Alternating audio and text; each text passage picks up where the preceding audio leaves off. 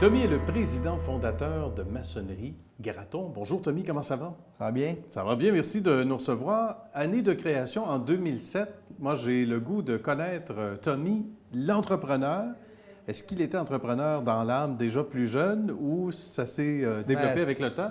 C'est plus, j'ai toujours été très vaillant. Je pensais pas être entrepreneur, mais j'ai toujours aimé travailler très fort et bien faire les choses. Qu'est-ce qui a été l'élément déclencheur? Je travaillais pour un entrepreneur qui est une entreprise locale depuis plusieurs années dans le secteur du Sud-Ouest. Puis c'est certain que je suis un gars qui aime ça, le défi. Je suis un gars qui aime ça. J'aime ça quand ça avance puis ça évolue. Bien. Puis dans ce dossier-là, il s'en allait vers la retraite. Fait que j'ai décidé de le presser un peu, s'en aller à la retraite. Oui, OK.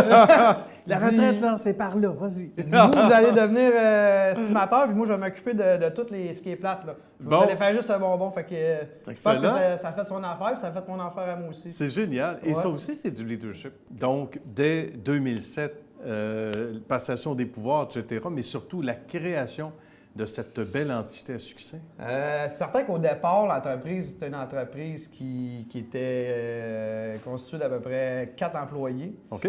4 employés, puis c'est que j'ai peaufiné ça.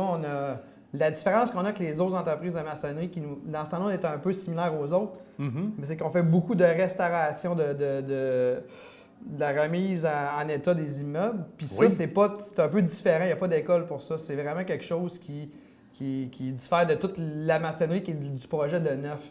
C'est tous des projets qui sont déjà existants, qu'il faut réparer, restaurer, mais que ça ne paraisse pas qu'il y a eu une réparation. Voilà. Cet aspect-là est bien complexe. Puis c'est ça qu'on a peaufiné. Nous, il n'y avait pas beaucoup d'entrepreneurs qui faisaient ça. Puis nous, on a décidé de prendre une façon de travailler, puis être très rigoureux à cette façon-là. Puis on a été chercher des bonnes personnes, je vous dirais, des employés qui nous ont poussé, qui m'ont poussé un peu à grandir au travers de la compagnie. OK. Écoute, Tommy, moi, je suis capable d'en prendre plus. Fais une équipe, fais une deuxième équipe. La demande était là. La demande était là, mais j'ai jamais voulu trop pousser pour que la qualité soit pas là. Fait qu'on a toujours formé les employés. Ça a été, l'évolution a été avec la qualité de nos employés, finalement. Et ça, c'est important, ce qu'on mentionne là, parce que c'est important d'avoir les bons joueurs autour. Et des fois, on ne pense pas à créer une nouvelle division ou à créer une nouvelle équipe, mais quand ça vient de l'interne, ça nous fait plaisir, hein? Comme dirigeant. C'est le plus beau cadeau qu'on ne peut pas nous faire.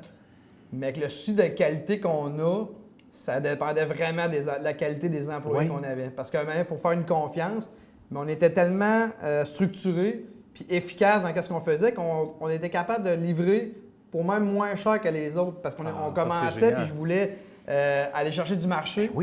C'était en faisant tout au niveau de l'efficacité puis notre qualité qu'on a réussi à pouvoir progresser vite. Puis en dedans de 3 ans, on est peut-être passé une vingtaine d'employés. Puis après 5 ans, aujourd'hui, on roule plus 600 chantiers par année. Là. Bravo, c'est exceptionnel. Avec toutes les divisions de maçonnerie qu'on a des divisions qui font exclusivement du neuf. Puis de la restauration, on est allé autour d'une centaine d'employés au total là, déjà en 2015. Là. Fait que cette année, c'est certain qu'on essaie toujours de contrôler la qualité. On choisit plus nos projets, nos secteurs. C'est ça. On diminue de s'en aller un peu partout, mais on concentre nos efforts dans qu'est-ce qu'on est bon, qu'est-ce qu'on est. On a beaucoup d'expérience là-dedans. C'est très délicat, étant donné que la maçonnerie, elle touche aux fenêtres, elle touche aux balcons, elle touche aux voisins. Il y a du gazon, il y a des balcons, ça touche à tout. Puis c'est un métier qui est très dur, la démolition. C'est dur de travailler sans rien abîmer. Puis c'est cette qualité-là de manière de travailler qu'on a inventée, qu'on a réussi à peaufiner, que ça fasse l'affaire des voisins, une technique bien unique à nous autres qu'on a transférée aux employés. Puis qu'on a pu prendre du volume contrairement à nos compétiteurs qui sont un peu encore en train d'essayer comment faire ça. Mais tu sais, notre recette à nous a été élaborée depuis longtemps. Puis ça, je vous dirais que c'est un peu grâce à mon partner David Dufault que dans ces années-là, il n'était pas associé avec moi, il était sous-contractant. Il a une grosse maîtrise de la qualité du travail. Moi, j'étais un peu plus au développement. Les qualités, service à la clientèle, l'informatique, tout ça, les ventes. Vous complétez bien. Là. On se complète très bien. C'est pour ça qu'en 2013, on s'est associés parce que il représentait quasiment 40 de sous-contractants de mon chiffre d'affaires. C'est là qu'on s'est venu il y avait un naturel. Il y avait un naturel de s'associer, de lui prendre le contrôle de la qualité des travaux, puis moi, je m'occupe du développement puis du service à la clientèle. Un mariage professionnel tout à fait mérité et justifié. Qu'est-ce qui vous anime à chaque jour? Parce qu'on a l'impression qu'il n'y a peut-être pas de routine ou il y a des nouveaux projets. Est-ce qu'il y a des projets vraiment qui représentent des défis ou ils représentent probablement tous des défis, Tommy, mais est-ce qu'il y en a en particulier qui se démarquent? Ouais. Bien, c'est sûr que moi, je suis toujours porté au développement, à vouloir grossir, tout ça, mais je suis pas un gars qui veut trop aller vite. Je veux faire bien les choses. Bien. Fait que je travaille tous les jours à peaufiner mon entreprise, qu'elle soit la meilleure entreprise. On ne veut pas continuer à progresser tant qu'on n'a pas le contrôle absolu. Avec les années, ça fait en sorte qu'on a une grosse demande. On a arrêté la publicité, il va beaucoup de bouche-à-oreille. La plupart de nos clients, c'est des gens qui ont déjà fait des travaux, des voisins, des références. Il n'y a rien de mieux que ça.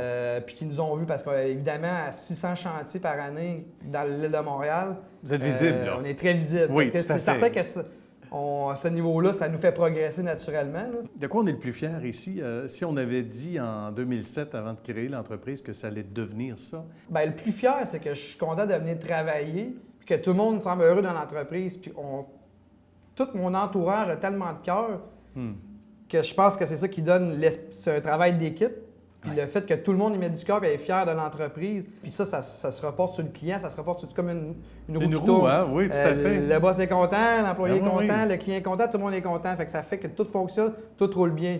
Puis je regarde ça, puis c'est certain que j'ai de moins en moins de tâches à part gérer un peu la gestion. Puis je suis assez surpris de voir ça rouler aussi bien naturellement. C'est merveilleux. J'ai dit, bon, j'ai bien fait mon travail. Mais voilà. Dans le fond, c'est pas surprenant, Tommy, c'est parce qu'on travaille fort et c'est excellent. Mais encore une fois, bravo. On touche pas du bois, mais de la brique pour que ça continue. C'est certain. C'est sûr que ça va continuer longtemps. Ouais. Merci beaucoup. Merci. Et bravo à toute l'équipe également. Merci. Merci, Tommy.